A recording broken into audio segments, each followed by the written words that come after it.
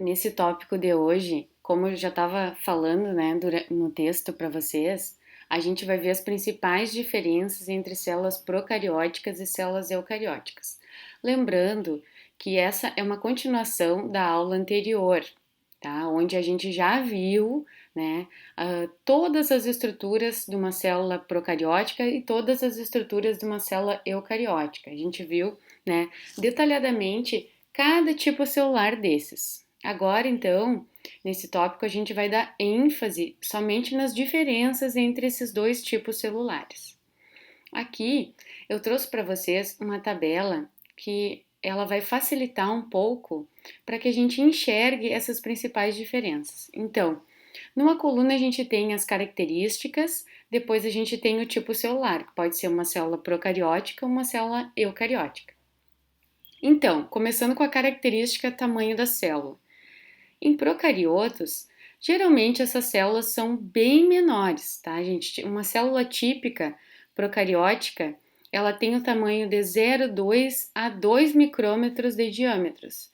E as células eucarióticas são bem maiores. Uma célula eucariótica típica, tanto uma célula vegetal quanto uma célula animal, ela pode variar então de 10 a 100 micrômetros de diâmetro. Aqui a gente já pode perceber então que ela é bem maior, né, que uma célula procariótica, que uma célula bacteriana.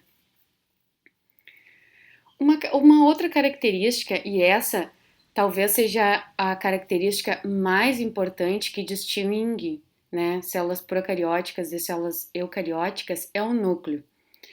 O núcleo, gente, pensando no núcleo, em células procarióticas, a gente tem que sempre ter em mente que não tem o material genético, ele está desprovido de membrana nuclear ou nucleolo. Então, eles não possuem nenhuma estrutura, nenhum tipo de membrana que protege o material genético. Já em células eucarióticas, elas possuem um núcleo verdadeiro, consistindo de membrana nuclear e nucleolo. Então, essa membrana, ela protege, né, o material genético nas células eucarióticas. Então, apresentando assim, essa é uma das principais diferenças, né? É a presença então de um núcleo verdadeiro em células eucarióticas. Outra característica de suma importância que distingue células procarióticas e células eucarióticas são as organelas, tá? Organelas revestidas por membrana. Em procariotos, nós não temos nenhum tipo de organela presente, ou seja, as organelas estão ausentes, tá, em células procarióticas. Já em células eucarióticas, a gente tem inúmeras organelas presentes, como exemplo, a gente tem os lisossomos, o complexo de Golgi, o retículo endoplasmático liso, o retículo endoplasmático rugoso, as mitocôndrias e os cloroplastos. Lembrando que os cloroplastos, então, são organelas que estarão presentes somente em células vegetais, tá? Outra característica que não é menos importante, mas não é tão importante quanto essas últimas duas que eu falei, são os flagelos. Em procariotos, então, os flagelos são constituídos em dois blocos construtivos de proteína. Já em células eucarióticas, eles são bem mais complexos e consistem em múltiplos microtúbulos, como a gente viu na última aula, a estrutura desses microtúbulos que compõem os flagelos de células eucarióticas. Pensando num flagelo, então, da presença de um flagelo em célula eucariótica, em célula animal, seriam as células reprodutivas, tá, gente?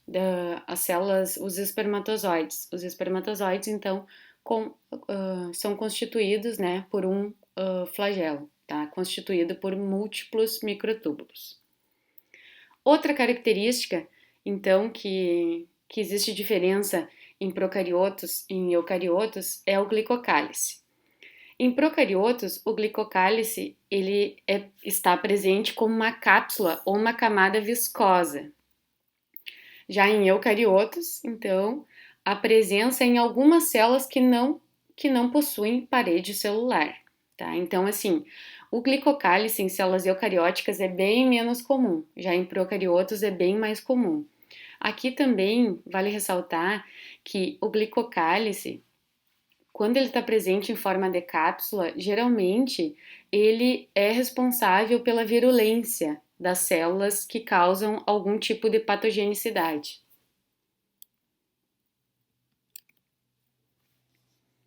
Outra característica, né, que existe diferença em células procarióticas e em células eucarióticas é a parede celular. Geralmente, em procariotos, a parede celular ela está presente, tá? Mas ela é bem complexa do ponto de vista químico. Então, a parede celular bacteriana típica inclui peptidoglicana. Já em eucariotos, quando a parede celular está presente, ela é quimicamente simples. Se a gente for pensar em células vegetais, a gente pensa numa parede celular composta de celulose. Se formos pensar numa parede celular fúngica, a gente vai pensar então numa parede celular quimicamente constituída, quimicamente simples, né? Formada então por quitina. Então, existe essa grande diferença entre procariotos e eucariotos em relação à constituição da parede celular. Já a membrana plasmática em procariotos, ela não é constituída de carboidratos e geralmente não tem esteróis. Já em eucariotos, possui esteróis e carboidratos que servem como receptores. Agora, pensando um pouco sobre uma outra característica do citoplasma, em procariotos a gente não vai ter presença de citoesqueleto. Já em eucariotos, a gente tem a presença de citoesqueleto e corrente citoplasmática. Os ribossomos são formados por RNA. Lembram disso que a gente viu na última aula?